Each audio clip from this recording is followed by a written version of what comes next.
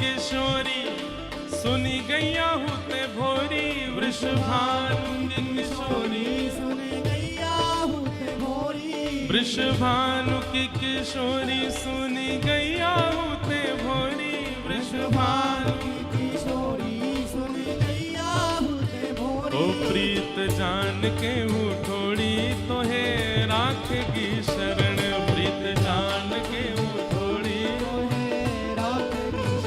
है बड़ी प्यारी राधे किशोरी राधे बड़ी प्यारी राधे किशोरी राधे ओ बड़ी प्यारी राधे किशोरी राधे बड़ी प्यारी राधे जय हो। किशोरी राधे ओ मेरो प्यारो मेरो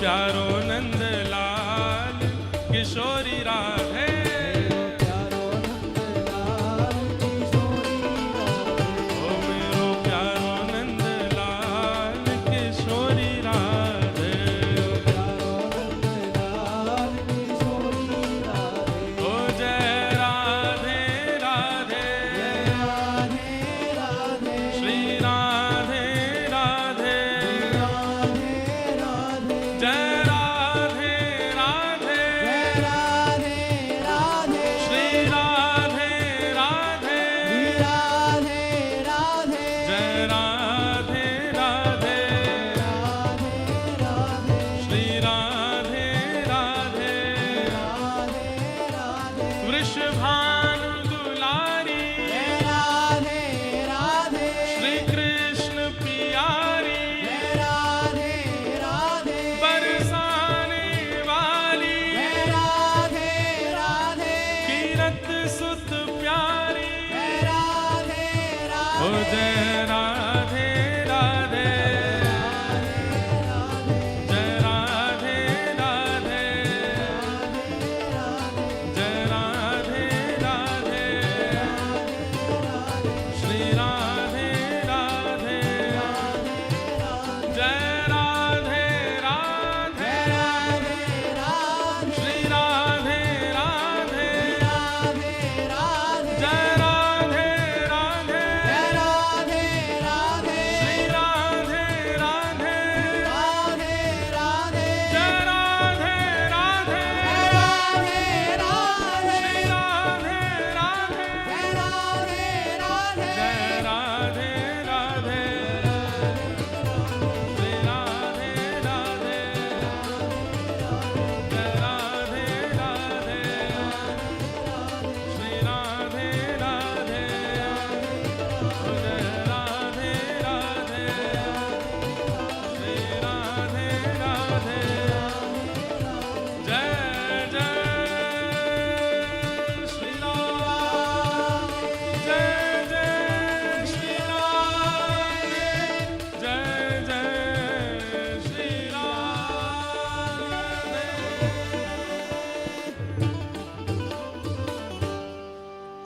ओ मेरो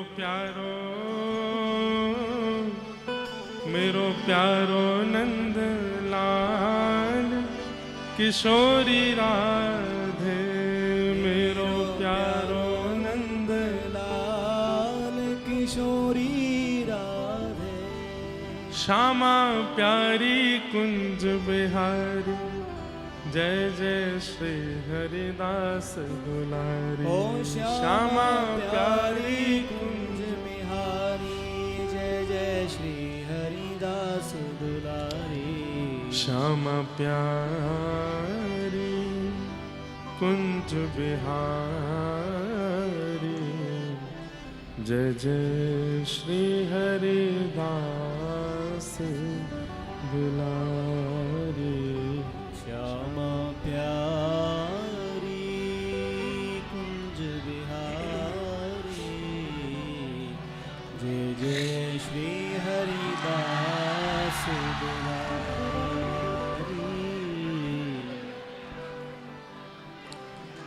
बोलो वृंदावन बिहारी लाल की। बैठ जाओ लाला बैठ जाओ, ले लेंगे आप जो लाए हो। सागर के श्री अटल बिहारी लाल की, श्री राधा वल्लभ लाल की, श्री राधा रमण लाल की,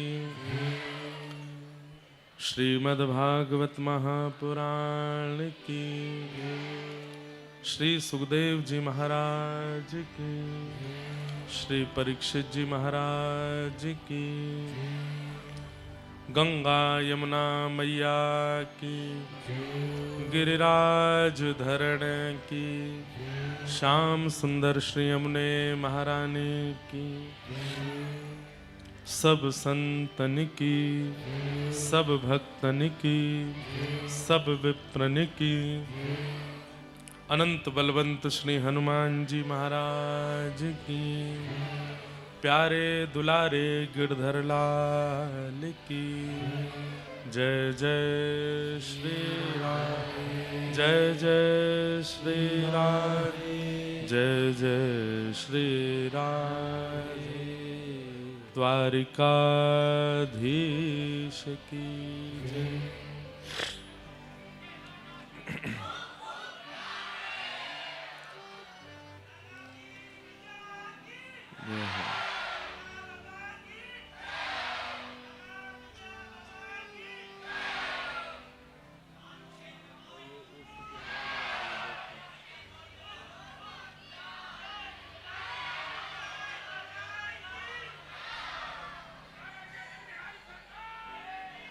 हम माइक लगा दें, आप ही कथा कर लो। ऐसे अद्भुत भक्त हैं भैया सागर के।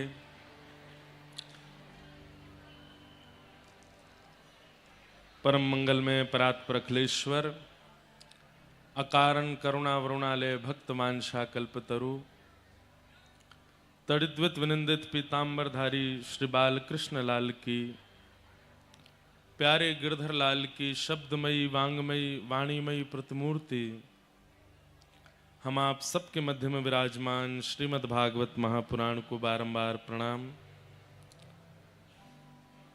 मंच पर विराजमान श्री श्री टिडंडी स्वामी भक्ति प्रसाद ऋषिकेश गोस्वामी जी महाराज को बारंबार प्रणाम। साथ ही विराजमान समस्त विप्रवृंद, समस्त गंधर्वजन, हमारी कथा के निमित्त यजमान शैलेंद्र जी और अनुश्री जी और उनका पूरा परिवार, और आप सभी सागर निवासी श्रोता भाई बंधु मातृशक्ति, छोटे बालक, मित्र, सखा और जो भी यहाँ विराजमान श्रोता हैं, सबको जय श्री कृष्ण, जय सिया राम, जय श्रीमन्नारायण, जय जय श्री राधे। ठाकुर जी की महती कृपा से आज कथा का चतुर्थ दिवस यहाँ प्रारंभ होने जा रहा है, और चतुर्थ दिवस का अभिप्राय है चार प्रकार के गुण हैं, सतोगुण, रजोगुण, तमोगुण और निर्गुण। प्रथम दिन की कथा से व्यक्ति का तमोगुण नष्ट होता है, द्वितीय दिन की कथा से व्यक्ति का रजोगुण नष्ट होता है, तृतीय दिन की कथा से तमोगुण समाप्त होता है, तब व्यक्ति निर्गुण हो जाता है। और जब निर्गुण होता है, निर्गुण मतलब अब कुछ नहीं है, कोई गुण नहीं है, तब कृष्ण गुण प्रकट होता है। जब तक रजोगुण, तमोगुण और सतोगुण युक्त हैं, अभी इसकी व्याख्या करूंगा मैं, तब तक कृष्ण जीवन में नहीं आते, ठाकुर जी जीवन में नहीं आते। जैसे ही रज, तम और सत्व तीनों का समापन होता है, तब निर्गुणता यानी कि कृष्ण गुण प्रकट होता है। इसीलिए कथा में चतुर्थ दिवस ही, राम कथा में भी चौथे दिन ही राम जन्म होता है, भागवत में भी चौथे दिन ही कृष्ण जन्म होता है। हमारी प्रार्थना है पीछे के जो जितने भी वैष्णव हैं, जो जगह नहीं है फिर भी इधर उधर से प्रवेश करने का प्रयास कर रहे हैं। देखो बिजली के तार हैं, बड़ी स्क्रीन लगी है, लोग बाग 10 बजे से यहाँ आकर के बैठ गए हैं। आपसे हमारी प्रार्थना, इस प्रकार अगर वहाँ पे कोई असुविधा बनेगी, ना तो कोई कथा सुन पाएगा, ना हम सुना पाएंगे, और कुछ दिक्कत और हो जाएगी। जो भाई लोग विलंब से आए हैं, जगह नहीं मिल पाई है, उनसे हमारी प्रार्थना, आंख बंद करके कथा सुन लो, बाहर ही बैठ जाओ जहां जगह मिल जाए। बाकी जितने श्रोता यहाँ पूर्व से विराजमान हैं उनको भी हम साधुवाद करते हैं कि आप लोग इतनी जल्दी आ जाते हैं। और नवंबर दिसंबर में भी आप जुलाई का महीना प्रकट कर रहे हैं पंडाल में, गर्मी लग रही है, तो ये आप सब लोगों का प्रेम है, भाव है। लेकिन हम आपको सतर्क भी कर दें, कई बार बहुत संख्या की भीड़ में कई अराजक तत्व भी आ जाते हैं जो आपकी वस्तु भी खींच सकते हैं, आपके साथ कुछ दुर्व्यवहार भी कर सकते हैं। इसलिए आप लोग अपना ध्यान रखते हुए ही कथा सुनिएगा। और हमारी बस प्रार्थना है, जैसे निर्विघ्नता से 3 दिन से चल रही है, वैसे ही आज भी होने दीजिए, खूब भाव से कथा होने दें। तो सत्व, रज और तम, संसार में हर व्यक्ति इन 3 गुणों से युक्त है। किसी के अंदर तमोगुण ज्यादा है। तमोगुणी व्यक्ति कैसा होता है? तामसी, नेगेटिव वाइब्स होती हैं उसकी। वो किसी भी व्यक्ति को देखता है तो गुण बाद में देखेगा, पहले दुर्गुण देखेगा।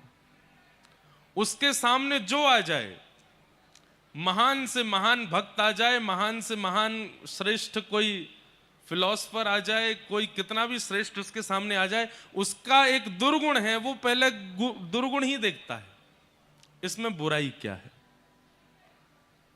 ऐसा नहीं है कि तमोगुण व्यक्ति एकाध दो ही होते हैं, लगभग हम सबके अंदर तमोगुण होता है, पर किसी किसी के अंदर ज्यादा होता है। और तमोगुणी व्यक्ति का इस सबसे बड़ा दोष है कि उसको राम जी में भी दोष दिख जाता है। जैसे रावण, जहां राम जी के रूप का वर्णन करते हैं कि प्रभु श्री राम जब वन में विचरण करते थे, तो अब देखो कितना सुंदर चरित्र है कि राम जी जब वन में विचरण करते थे तो धन तो था नहीं पास में, लेकिन गांव जाते थे और वहां से खूब सारी सामग्री खरीद कर लाते थे। तो फिर किसी ने पूछा खरीदते कैसे थे? उन पर धन तो था नहीं, वनवासी हैं।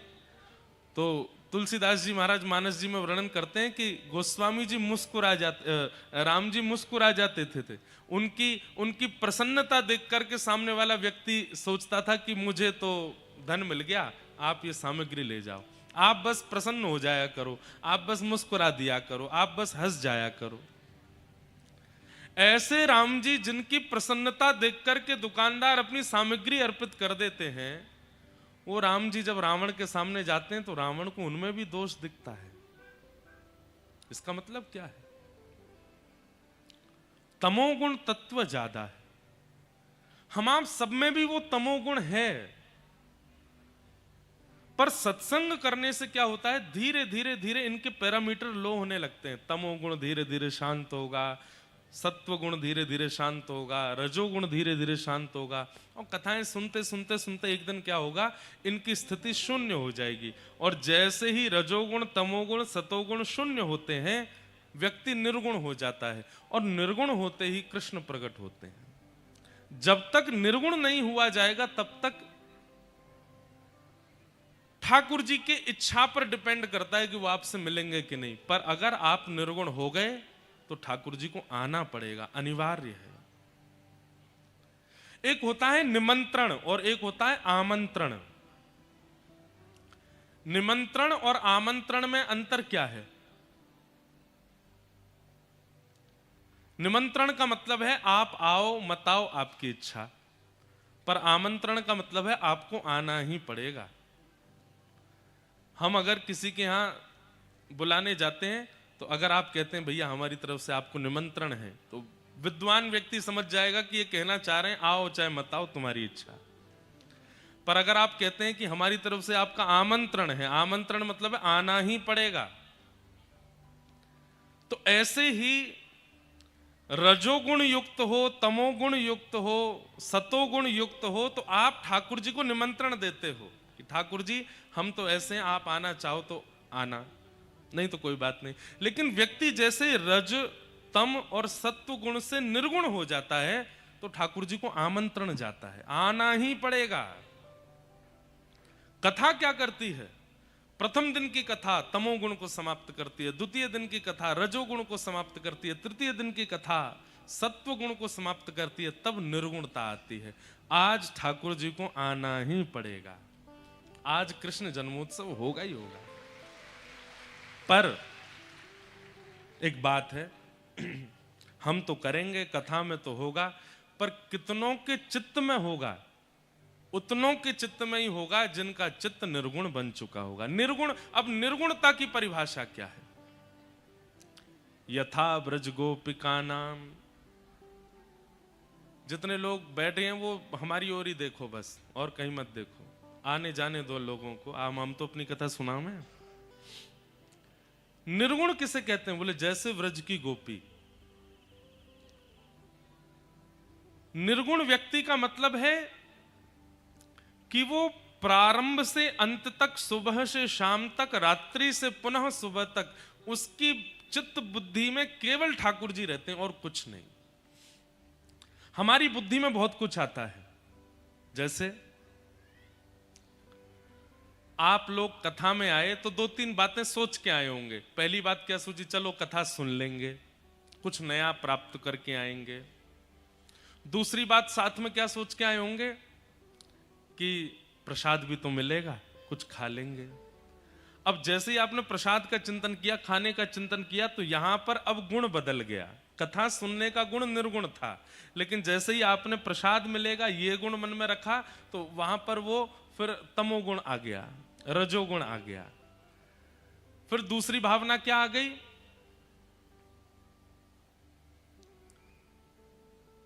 हमारे अड़ोसी पड़ोसी भी जा रहे हैं, ये जब हमको कथा में बैठा देखेंगे तो हमको देख के इनके मन में आएगा, अरे ये भी भक्त है, तो यहां पर ये रजोगुण प्रकट हो गया। उनको दिखाने के लिए जा रहे हैं कि हम भी भक्त हैं। 5-6 बातें सोच करके आते हैं, मेला लगा है, थोड़ा झूला झूल लेंगे, बाहर पॉपकॉर्न मिल रहे होंगे, फूला मिल रहे होंगे, खा लेंगे, बाहर टिक्की लगी होगी वो कर आएंगे। अब आप कथा के साथ साथ और भी कार्यों की सिद्धि के लिए जा रहे हो, तो इसके लिए आपके अंदर निर्गुण नहीं है, सतोगुण भी है, तमोगुण भी है और रजोगुण भी है। और कई लोग तो बड़े विचित्र हैं, वो कथा में किस लिए आए हैं? बोले चप्पल बहुत पुरानी हो गई है हमारी, इतनी सारी उतरी होंगी बाहर, कोई देख लेंगे जो हमारे मन की सी होगी। अब जा तो रहे कथा में निर्गुण बनने के लिए, लेकिन वहां पर तमोगुण उनके चित्त में है। अरे कहां कहां बताएं, कई बातें तो मंच से बता नहीं सकते। प्रियसी ने संदेश भेज दिया है कि मैं आज कथा जाऊंगी, तुम भी आ जाना। तो वो दोनों यहां बैठे हैं, बढ़िया है भाई। कहां बैठी हो? दिख नहीं रही हो? आगे बैठी हूं। अगले कीर्तन में नाच के दिखा देना। तो अब यहां क्या आ गया? यह भी एक तमोगुण आ गया। कथा निर्गुण है, पर हम आप सब उसमें कितनी भावनाएं रख लेते हैं, रजोगुण, सतोगुण। अब इन भावनाओं को रखने से क्या होगा? आपका कुछ बुरा नहीं होगा, लेकिन भला भी नहीं होगा। ठाकुर जी चित्त में आना चाहते होंगे, लेकिन वो आएंगे नहीं। क्यों? क्योंकि मन में रजोगुण है, मन में सतोगुण है, मन में तमोगुण है। कथा में तो केवल एक भावना से आओ, क्या? तुम हमारे थे प्रभु जी, तुम हमारे हो, तुम हमारे ही रहोगे, ओ मेरे प्रेम। मेरा प्रेम आपसे ठाकुर जी बहुत है, पर मैं कथा सुनूं, महाराज जी की वाणी सुनूं, भागवत जी के श्लोक सुनूं, कीर्तन सुनूं, और वहां भक्त मंडली के बीच में बैठ के करताल बजा के नृत्य करूं, उससे मेरा प्रेम और आपके चित्त में बढ़े, चरणों में बढ़े, इसलिए हम कथा में जा रहे हैं। ये निर्गुण स्वभाव है। अब आपकी इच्छा इसमें और कुछ नहीं है। अब ये भी इच्छा होती है कई लोगों की, हम कथा में जाएंगे, हम अपनी अप्रोच लगाएंगे, जैक लगाएंगे तो हमको मंच पे जाने को मिलेगा, महाराज जी पटका पहना देंगे, माला पहना देंगे, हमारे संग फोटो खिंचा लेंगे। फोटो खिंचाना तमोगुण है। हम तो सुबह से शाम तक बस कथा छोड़ के स्टैचू से ही बने रहते हैं। कैमरा की इतनी आदत पड़ गई है, अब तो हमें ही कोई सामने आ जा बेटा फोटो खिंचा ले, कैमरा नहीं लाए। ये भी एक तमोगुण है। आप किस उद्देश्य से जाते हैं, वह उद्देश्य आपके गुण का प्रतिपादन करता है। पर ठाकुर जी प्रकट तभी होंगे जब निर्गुण है। गोपियों का निर्गुण स्वभाव है। वो श्रृंगार भी इसलिए करती हैं कि हम नंद भवन की ओर से जाएंगी तो कन्हैया हमें देखेगो, और हमें देख करके कन्हैया को अच्छा लगेगो। वो माखन भी इसी भाव से निकालती हैं कि कन्हैया चोरी करवे आवेगो। वो भोजन भी इसीलिए बनाती हैं क्योंकि ठाकुर जी पाएंगे। वो यमुना जल भरने के लिए भी इसलिए जाती हैं कि कहीं प्यास के कारण ठाकुर जी सामने आके कहेंगे मुझको जल पिलाए दे। प्रत्येक क्रिया, प्रत्येक स्थिति के पीछे ठाकुर जी विराजमान हैं। ये निर्गुण स्वभाव है। ऐसा स्वभाव जिनका बन जाता है, उनके चित्त में ठाकुर जी आते हैं। आपकी प्रत्येक क्रिया ठाकुर जी के संबंध की हो जाए। घर बना रहे हैं, किसके लिए बना रहे हैं? अपने लिए बना रहे हैं? नहीं, ठाकुर जी के लिए बना रहे हैं। ठाकुर जी के लिए सुंदर नव निकुंज बना रहे हैं, फिर वो ठाकुर जी के लिए ही बनना चाहिए। हम एक बात कहते हैं, कई घरों में जाते हैं तो ऐसा लगता है कि घर के मालिक तो ये व्यक्ति हैं, ठाकुर जी यहाँ किराए पे हैं। पर कई घरों में जाके ऐसा लगता है मालिक ठाकुर जी हैं, ये जो लोग हैं ये किराए पे यहाँ रहते हैं, घर तो ठाकुर जी का है। वास्तव में घर वही श्रेष्ठ जहां ठाकुर जी मालिक लगते हैं और घर बनाने वाले किराएदार लगते हैं, किराए पर रहने वाले लगते हैं। अब होता क्या है, घर का नाम ठाकुर जी से संबंधित है। जैसे श्री जी निकुंज घर का नाम है, श्री जी निकुंज, श्री जी का निवास। लेकिन भीतर जाके घर में जब देखा श्री जी कहाँ हैं, कोने में बैठी हैं, छोटी सी अलमारी में बैठी हैं। नहीं, आपके घर का स्वरूप ऐसा बन जाए। मैंने एक बार कहीं कथा में बताया, बड़ी वायरल हुई वो बात। एक घर में हम गए थे, उस घर में जाकर के इतना अच्छा लगा। घर का नाम वृंदावन। मैंने कहा ये तो सब घर के लोग बढ़िया नाम रखते ही हैं अपने घर का। अंदर जैसे प्रवेश किया तो जो डाइनिंग हॉल थी उसका नाम था गोवर्धन, डाइनिंग टेबल का नाम 56 भोग, रसोई घर का नाम जगन्नाथपुरी क्योंकि वहीं भात बनते हैं, और जितने भी कमरे थे उन सब कमरों के नाम भी बरसाना, नंदगांव, गोकुल, महावन आदि आदि। अब वह घर के लोग कैसे बात करते हैं आपस में, अब सुनो गोकुल में मेरा फोन रखा है लेके आओ। तू कहाँ है? बोले मैं गिरिराज जी में हूं अभी। अब देखो वार्तालाप में ही व्रज प्रकट हो गया। कहाँ जा रहे हैं? बोले जगन्नाथपुरी जा रहे हैं। कहाँ जा रहे हैं? वहां जा रहे हैं। उनका घर घर नहीं लग रहा था, उनका घर ऐसा लग रहा था कि मानो जैसे ठाकुर जी यहाँ प्रत्यक्ष विराजमान है और पूरा 84 कोस ब्रजमंडल यहाँ प्रकट हो गया और ये कोई ब्रजवासी हैं जो यहाँ डोल रहे हैं। ऐसी विचारधारा, ऐसा स्वभाव, ऐसी चित्तवृत्ति निर्गुण लोगों की बनती है। कृष्ण तन कृष्ण मन कृष्ण ही हमारो धन, आठों याम ऊधो हमें कृष्ण ही सो काम है। वस्त्र भी वो पहनेंगे जिससे ठाकुर जी के लगें, बोली भी ऐसी बोलेंगे जिससे ठाकुर जी के लगें। सब क्रियाओं में ठाकुर जी विराजमान। गाड़ियों के नाम भी रथ हैं, गिरधर रथ, श्री जी रथ, क्यों? उनका है। निर्गुण बनिए तभी ठाकुर जी आएंगे। सतोगुणी, रजोगुणी, तमोगुणी संसारी व्यक्ति माना जाएगा, वो संसार का अति प्रिय होगा, पर निर्गुण हो जाने के बाद ठाकुर जी का अति प्रिय है। मीराबाई कहती हैं, कहो तो कुसुमल साड़ी रंगावा, कहो तो कुसुमल साड़ी रंगावा, कहो तो भगवा भेष कहो तो भगवान, ओ कहो तो मोतियन मांग भरावा, कहो तो मोतियन। हमारा गला खराब है, हमारा स्वास्थ्य भी ठीक नहीं, एक सहायता कर दो हमारी, पीछे पीछे गाओ। कहो छिटकावा केश बाला, कहो छिटकावा के। अरे हाँ मैं बैरागन हूँगी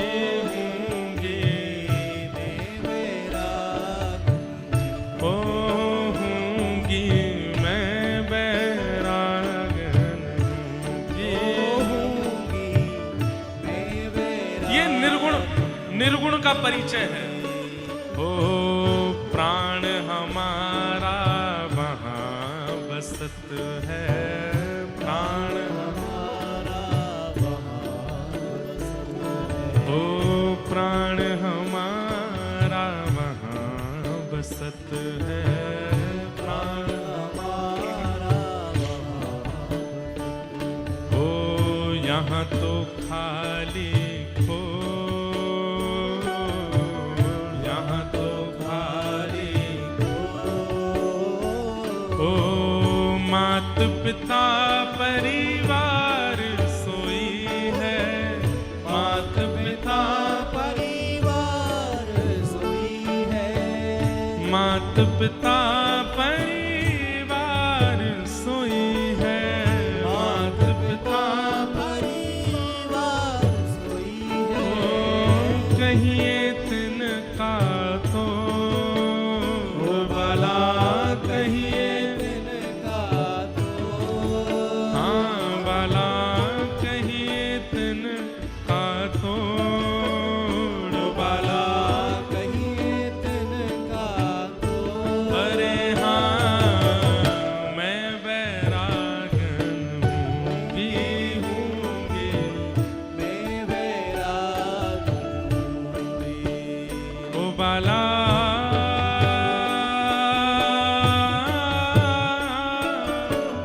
मैं बैरागन हूँगी, मैं बैरागन हूँगी। मैं बैराग हूँ। क्यों होंगी बैरागन? जिन भेषा मेरो सांवरो रीछ है, जिन भेषा मेरो सांवरो रीछ है। जिन भेषा मेरो गिरधर रीछ है, जिन भेषा मेरो गिरधर रीछ है। मैं सोही भेष धरूंगी हो, मैं तो सोही भेष धरूंगी। अरे हाँ मैं बैरागन हूँगी, मैं बैराग हाँ हूँगी, मैं बैरागन हूँगी, मैं बैराग। जिन भेषा मारो सांवरो रीझे, जिन भेषा मारो गिरिधर रीझे, जिन भेषा श्री वृंदावन रीझे, जिन भेषा मेरे सदगुरु रीझे, मैं सोही भेष धरूंगी। आज हमारी अनुश्री जी सुबह बैठी थी पास में, इन्होंने कहा महाराज जी कथा में इतने युवा आते हैं, 90% युवा आते हैं, हमारा मन होता है इनको देख करके कथा में बहुत भावुक होते हैं कि भाई इतने युवा आते हैं कथा में, पर बस मन करता है कि महाराज जी ये लोग कथा से ये सीख करके जाएं कि कभी अपने जीवन में कोई गलत निर्णय ना लें, कभी अपने जीवन में किसी गलत व्यक्ति का संग ना करें। आजकल ऐसा होता है क्योंकि भक्त जब आप बन जाते हैं ना तो आपका चित्त सामान्य व्यक्ति से भी ज्यादा सरल हो जाता है, और सरल चित्त से खेलने वाले बहुत हो गए हैं दुनिया में।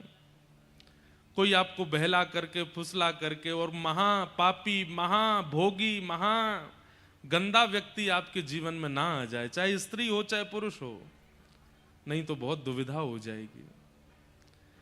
इसलिए आपका कोई निर्णय गलत ना हो। आज के बाद देखिए, बच्चे हमेशा चिंतन करते हैं, हम अगर कुछ करेंगे तो हमारे माता पिता पर बात आएगी, हम अगर कुछ करेंगे हमारे परिवार पर बात आएगी, हम अगर कुछ करेंगे तो हमारे दादा दादी पर बात आएगी। इस कारण से बच्चे बचते हैं। लेकिन अगर आप कथा में बैठे हो तो ये भी विचार करना कि हम अगर कुछ गलत करेंगे तो ठाकुर जी पे बात आएगी। हम कथा सुनने वाले वक्त बालक हैं, हम अगर कुछ करेंगे तो महाराज जी पे बात आएगी। बेचारे साल में 2-2 बार सागर आ रहे हैं कथा सुनाने। हम इतना तो करें कि हमारा निर्णय गलत ना हो। और आपको कुछ नहीं करना है, बस सत्संग को छोड़िए मत। नित्य अध्ययन और नित्य श्रवण की एक योजना बना लीजिए। रोज सुननी है कथा, चाहे 20 मिनट सुनिए, 15 मिनट सुनिए। और एक नया फैशन आया है, चलते फिरते कथा सुनते हैं, गाड़ी चलाते, ठीक है, बहुत अच्छी बात है, पर उससे कई बातें दिमाग में बैठती नहीं है। एक बार एक स्थान पर 15 मिनट के लिए निकालिए ही निकालिए, सोना नहीं है जब तक हम सुन नहीं लेंगे। और आज की कथा से क्या पाया? भले ही वो बात आप पहले सुन चुके हो, फिर भी सुनो। सत्संग क्या करता है? निर्णयात्मिका बुद्धि और लोगों की पहचान ये करा देता है सत्संग। अगर कोई बहला फुसला करके बहुत मीठा बन करके आपके साथ में कुछ अनुचित व्यवहार करने का भी विचार कर रहा होगा, तो सत्संग आपकी दृष्टि को और मन को ऐसा बना देगा कि आप पहचान जाओगे उसको। इसलिए जिन भेषा मारे सदगुरु रीझे, जिन भेषा श्री वृंदावन रीझे। भेष का मतलब पूरा कर्म, आपका पूरा जीवन, ये सब भेष के अंतर्गत आ जाता है। वही कीजिए जिससे आप कल को अगर कुछ गलत हो गया, ठाकुर जी क्या कहेंगे? हमारी कथा सुने, हमारे प्रसंग सुने, हमारे ब्रजवासियों की वाणी सुनी, फिर भी तुम भटक गए। कैसे भटक गए? ये तो वही हो गया, क्लासेस अटेंड करने वाला, एक्स्ट्रा क्लासेस में भी जाने वाला बच्चा फेल हो गया एग्जाम में। तो इसका मतलब तो ये है कि वो एक्स्ट्रा क्लासेस में कुछ और करने जाता था, पढ़ने नहीं जा रहा था। पढ़ने गया होता, फेल नहीं होता। जीवन रूपी एग्जाम है, आप सब उसके परीक्षार्थी हो। हम आपके अध्यापक हैं, महाराज जी आपके अध्यापक हैं, सब आचार्य चरण आपके अध्यापक हैं। हमारे अध्यापक कोई और हैं, सब हमको पढ़ा रहे हैं। जीवन रूपी अपने परीक्षा को अच्छे से पार करना है। कहीं इस जीवन रूपी परीक्षा में हम फेल हो गए तो हम पे कलंक लगेगा कि कथा केवल आडंबर था इनका, ना तो ये वहां सुनते थे ना कुछ करते थे, फेल हो गए बताओ जीवन में। इसलिए बहुत ध्यान रखिए अपना, किसी गलत व्यक्ति को जीवन में मत आने दीजिएगा। जितने भाई लोग बैठे हैं उनसे भी हमारी प्रार्थना, व्यसन छोड़िए। इतने युवा आते हैं कथा में महाराज, इतने युवा अगर एक साथ भक्ति का प्रण ले लें और कथा में सुनने हुई बातों को जीवन में उतार लें, जैसे ठाकुर जी मीराबाई के लिए प्रकट हुए, प्रहलाद के लिए प्रकट हुए, ध्रुव के लिए प्रकट हुए, सागर में भी किसी के लिए प्रकट हो जाएंगे, किसी एक भक्त पर कृपा करने आ जाएंगे। जीवन का कल्याण किसमें है? कि हम हरि के प्रिय बन जाएं। अभी तक हमारा जीवन कैसे चलता है? इसका प्रिय बनना है मुझे, इनका प्रिय बनना है मुझे, उनका प्रिय बनना है मुझे। संसार के प्रिय बनने में लगे रहोगे, ये संसार बड़ा भयानक है। आज आप इनके प्रिय बन गए, कल आपसे बढ़िया कोई करेगा, वो इनका प्रिय हो जाएगा। अन्यथा मत लीजिएगा इस बात को। हमसे बढ़िया कथा करने वाले भी बहुत वक्ता हैं, और जब उनकी कथा आपके कान में पड़ेगी तो आपको वो भी प्रिय लगेंगे, क्योंकि संसार का स्वरूप है। हमें प्रिय प्रिय चाहिए, और जब प्रिय मिलता है तो हम पूर्व को त्याग देते हैं। पर ठाकुर जी का एक स्वभाव है, एक बार उनको जो प्रिय लग गया, उससे भी 10 गुना बेहतर कोई आ जाए उसको भी ठाकुर जी पकड़ते हैं, लेकिन पूर्व में जिसको पकड़ के रखा उसको छोड़ते नहीं है। ये ठाकुर जी का स्वभाव है। इसलिए उनके प्रिय बनना है, उनका प्रिय बनना है। भागवत में एक परम भागवत हुए जिन्हें भक्त राज कहा जाता है, श्री अम्बरीश जी महाराज। अम्बरीश जी का चरित्र आता है। अम्बरीशो महाभागः सप्तद्वीपवतिं महिम् अव्ययां च श्रियं लब्ध्वा विभवम चातुलम भुवे। एक वैष्णव ने कल या परसों मुझसे चलते चलते कहा, महाराज जी अम्बरीश जी का चरित्र सुनाना। तब से मेरे चित्त में चल रहा था कि सुनाऊंगा, अभी प्रसंग आया तो मैं सुना देता हूं। बहुत ध्यान से सुनिएगा। एक अम्बरीश नाम के एक छत्र सम्राट राजा थे, और इनके राज्य में कितना आता था? बोले तीनों लोक, सप्तद्वीप। पृथ्वी पर 7 द्वीप हैं, जिसमें से एक द्वीप पे हम लोग रहते हैं, जिसको जम्बू द्वीप कहते हैं। ऐसे 7 द्वीपों के राजा, रसातल के राजा, पृथ्वी के राजा, भूमंडल के राजा, तीनों लोकों के राजा थे। कौन? अम्बरीश। इनके दरबार में केवल मानवों की भीड़ नहीं होती थी, रसातल के गणों की भीड़ भी होती थी, देवताओं की भीड़ भी होती थी, सबका समाधान करते थे ये। ऐसे अम्बरीश राजा। लेकिन इनकी भक्ति पर ठाकुर जी बिक गए। कैसी भक्ति?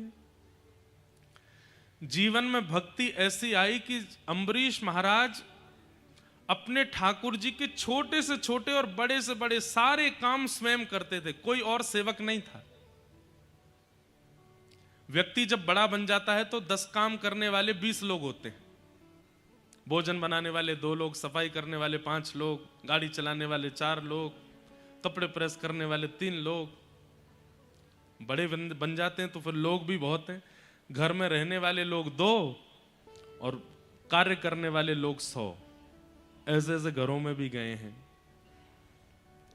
इतना विशाल घर, रहने वाले 2 ही लोग हैं, पर काम करने वाले 100 लोग हैं। लेकिन अम्बरीश महाराज जी की एक विचित्रता थी कि इनके राज्यपाट के काम करने वाले तो लाखों लोग थे, लेकिन ठाकुर जी की सेवा का A to Z सारा काम अम्बरीश महाराज अपने हाथ से करते थे। A to Z का मतलब, वस्त्र भी स्वयं सिलते थे ठाकुर जी के, भोजन भी स्वयं बनाते थे, आटा भी स्वयं गूंदते थे। भागवत जी में तो ऐसा भी वर्णन आता है, इनके चरित्र में वर्णन करते हैं आचार्य चरण, कि पूरे 24 घंटे में केवल एक बार मुकुट पहनते थे सिर पे, और वो मुकुट पहनते थे जब सभा में जाते थे। सभा में जाके सभा को संबोधित करते, सबके कार्य आदि करने के बाद उसके बाद मुकुट उतार देते, स्वाफा अपनी कमर पर बांधते, सिर पर एक पगड़ी पहन लेते, और कंधे पर एक स्वाफी रख करके हाथ में ली झाड़ू, और लग जाते अपने ठाकुर जी की सेवा में। मंदिर धोना, मंदिर साफ करना, ठाकुर जी के वस्त्र बनाना, ठाकुर जी के लिए नए नए। पत्नियों को भी अधिकार नहीं था कि ठाकुर जी की सेवा में झांकें। उनसे कहा तुम अपनी सेवा करो, हमारी ठाकुर जी की सेवा में कोई नहीं आएगा।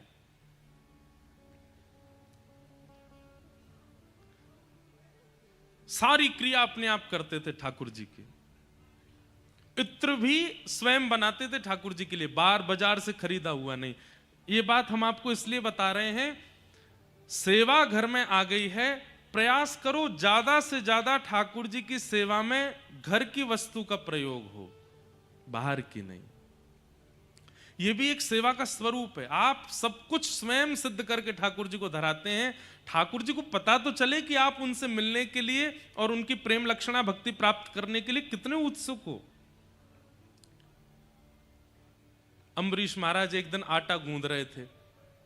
सप्तद्वीप के राजा, तीनों भुवनों के राजा आटा गूंद रहे हैं। पत्नी कभी कभी कहती, ये काम तो आप हमें भी दे सकते हैं। बोले, देवी मैं तुम्हारे आगे हाथ जोड़ूं, तुम जो कहोगे सो दूंगा, पर ठाकुर जी की सेवा मुझसे मत मांगो, ये मेरा अधिकार है, मुझे करने दो, मैं अपने हाथ से करूंगा। पता नहीं तुम कैसे करो। आज एक किसी भक्त का ये प्रश्न भी आया, उसका उत्तर भी देंगे। एक दिन अम्बरीश महाराज सोच रहे थे, ऐसी कौन सी सेवा है जो मुझसे नहीं होती है लेकिन ठाकुर जी के चरणों में आती है। तब विचार करने लगे, मंदिर मैं साफ करता हूं, वस्त्र मैं बनाता हूं, इत्र मैं लगाता हूं, चंदन मैं घिसता हूं, यहां तक कि ये तक सोच लीजिए कि जो ठाकुर जी की भोग में पदार्थ आते हैं उनकी खेती भी स्वयं करने जाते हैं। स्वयं ही सब्जी बोते हैं, स्वयं ही धान लगाते हैं, स्वयं ही आटा आदि सब कुछ स्वयं ही करते हैं, कोई बाहर की वस्तु नहीं। मतलब धनवान होने का, राजा होने का, इससे बढ़िया उनको कोई और कारण नहीं लगा कि मेरे पास सब कुछ है तो सब कुछ ठाकुर जी को लगा दूं। एक दिन मन में विचार करने लगे, कोई एक सेवा तो ऐसी है जो मैं नहीं करता हूं लेकिन फिर भी ठाकुर जी के पास जा रही है। तब उन्होंने सोचा कि जो मैं आटा गूंद रहा हूं, ये आटा तो पहले बीज था, ये आटा कैसे बना? बोले ओहो, चक्की में पीसने से। चक्की में कौन पीसता है? मंत्री को बुलाया, बोले हमारा आटा कहाँ से पिस के आता है? बोले महाराज जी ये तो बाहर एक चक्की वाले हैं, उनके यहाँ आटा चक्की पे पिस के आता है। बोले उनसे कहो चक्की हमारे घर में लगवा दें। सुन करके मंत्री महामंत्री सब सिर पकड़ के बैठे। बोले महाराज वैसे ही आप इतने सारे काम कर, अब आटा भी आप ही पीसेंगे? बोले जितना कहा जाए उतना करो, चक्की मंगवाओ। चक्की आई। अम्बरीश राजा आनंदित हो रहे हैं, हाँ अब आटा भी मैं ही पीसूंगा। चक्की लगाने के बाद में उसमें गेहूं डालें, पीसें। पूरा राज्य हैरान है। बोले कैसा? देखिए एक बात सुनिए, इस स्थिति को आप क्या समझते हैं? अम्बरीश राजा ने ठाकुर जी को नहीं पकड़ रखा है, ठाकुर जी ने अम्बरीश को पकड़ रखा है। दो स्थिति होती हैं, आप ठाकुर जी को पकड़ो एक बात, ठाकुर जी आपको पकड़ें विशेष बात। यहां पर बैठा मुझसे पीछे तक हर व्यक्ति 95%, 99% तक व्यक्ति वो है जिसने ठाकुर जी को पकड़ रखा है। हम आप में से कोई 1% होगा जिसको ठाकुर जी ने पकड़ रखा है। और ठाकुर जी जिसको पकड़ लेते हैं वो ऐसा ही हो जाता है। उसको आलस्य नहीं आता, उसके मन में कोई और विकार विचार नहीं आते, उसको सर्वस्व रूप से ठाकुर जी का रहना है। कई माताओं में भी ऐसा स्वभाव होता है, वो अपने बालक को किसी और के हवाले नहीं करती, स्वयं ही उसको तैयार करेंगे, स्वयं नहलाएंगे, स्वयं पवाएंगे, सब कुछ करेंगे, घर के काम भी हैं, लेकिन फिर भी अपने बालक, आजकल ऐसी माताएं कम हो गई हैं, पर फिर भी अपने बालक की सर्वांगीण सेवा मां का करना उसका एक सौभाग्य लगता है उनको। ऐसे ही ठाकुर जी की सेवा। चक्की पीस रहे थे, इतने में ठाकुर जी प्रकट हो गए, शंख चक्र गदा पद्मधारी श्रीमन नारायण भगवान चक्की पीसने से प्रसन्न होकर प्रकट हो गए अम्बरीश राजा के यहाँ। अम्बरीश, मैं तुमसे बहुत प्रसन्न हूं, मैं तुमसे बड़ा आनंदित हूं, तुम्हारी भक्ति तुम्हारी सेवा ने मुझको लूट लिया है। हम आप होते तो क्या करते? तुरंत उठ के जाते, ठाकुर जी को प्रणाम करते। अम्बरीश राजा क्या बोले? भगवान अभी कुछ गेहूं रह गए हैं, अभी आप वापस चले जाओ, वापस जाके विराजमान हो जाओ, पहले सेवा पूरी कर लूं, आटा गूंदना है, भोग का समय हो रहा है, मुझे आटा गूंद करके फिर बढ़िया रोटी सब्जी बना करके आपका भोग भी लगाना है। अब आप बीच में आकर के विक्षेप कर रहे हैं, समय बढ़ जाएगा, भोग का समय निकल जाए, अभी आप जाओ यहां से, तुरंत जाओ, बाद में आना, जब मैं फ्री हूं तब आना। भगवान बोले कितना विचित्र, बताओ, सेवा के मध्य में ठाकुर जी भी प्रकट हो जाए तो ठाकुर जी से कह रहे हैं कि आप जाओ। सेवा उनके लिए ठाकुर जी से भी बड़ी है, ऐसों को मिलते हैं ठाकुर जी।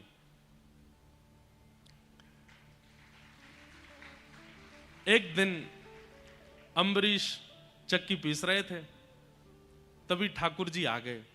सामने नहीं आए, बोले सामने आता हूं तो डांटता है मुझको, पीछे आ गए और पीछे खड़े होकर के देखा भगवान ने कि अम्बरीश राजा को इतने पसीने आ रहे हैं और पूरा शरीर जो है पसीने में हो गया चक्की पीसते पीसते, और ना कोई पंखा है ना कोई हवा है। सेवा में अपनी सेवा कराना ये भी सेवा अपराध है। ठाकुर जी की सेवा कर रहे हैं, तुम मेरी सेवा करते रहो, ये भी नहीं। तब भगवान ने मन में विचार किया और अपने पटका से ठाकुर जी ऐसे हवा करने लगे। तभी अम्बरीश जी ने देखा कि उनको चंदन की सुगंधी आ रही है।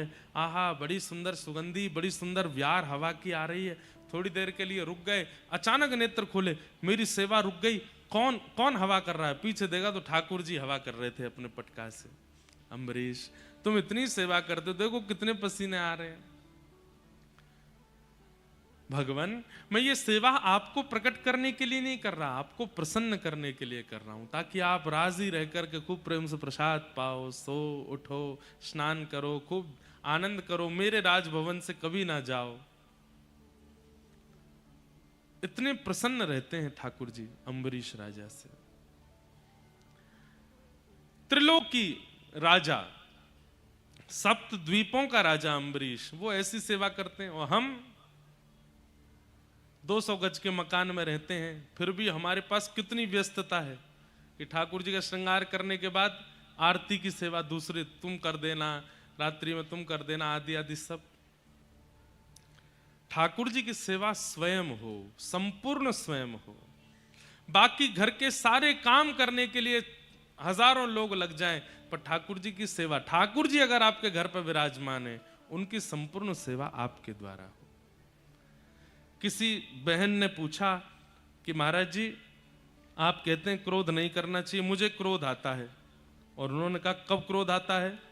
जब महीने में कुछ दिन में सेवा नहीं कर पाती तो माता जी सेवा करती हैं, और हमारी माता जी जो है वो ऐसी सेवा करती हैं कि उनकी सेवा देख के मुझे फिर गुस्सा आता है कि ऐसी सेवा क्यों। देखो, ये गुस्सा नहीं है, ये चिंता है कि मेरे ठाकुर जी की सेवा ये ऐसे क्यों कर रही है। दूसरी बात, ठाकुर जी आपके घर पे विराजमान हैं, अब आपके प्रति उनका प्रियतमा का भाव है या मैया का भाव है, जो भी भाव है, तो आपके जितने भी संबंधी हैं वो सब भी ठाकुर जी के ही हैं। आप यदि ठाकुर जी की मैया हो तो आपकी मैया ठाकुर जी की दादी हैं। तो महीना में कुछ दिन ठाकुर जी का मन होता है मैं भी दादी की गोद में बैठूं, और दादी तो बड़ी बूढ़ी होती हैं, वो कैसे भी खिलावें कैसे भी करें, बालक का बुरा थोड़ी चाहती हैं। तो उस भाव से आप उनकी बात का, उनकी इस लीला का बुरा नहीं माना करो, उसको स्वीकार कर लिया करो।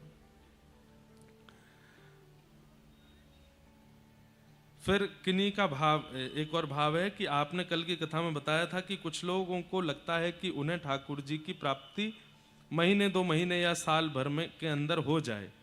मुझे उनकी प्राप्ति की इच्छा तो नहीं, किंतु मुझे भय रहता है कि ठाकुर जी मेरे चित्त से चले ना जाएं और मेरे लाल जी को मैं भूलूं ना।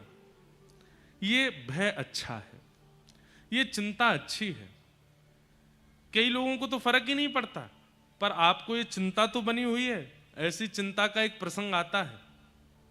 नारद जी महाराज वृंदावन गए, तो वृंदावन पहुंचते ही उन्होंने देखा कि एक गोपी यमुना जी के तट पर बैठी आंख लगाए ध्यान कर रही थी।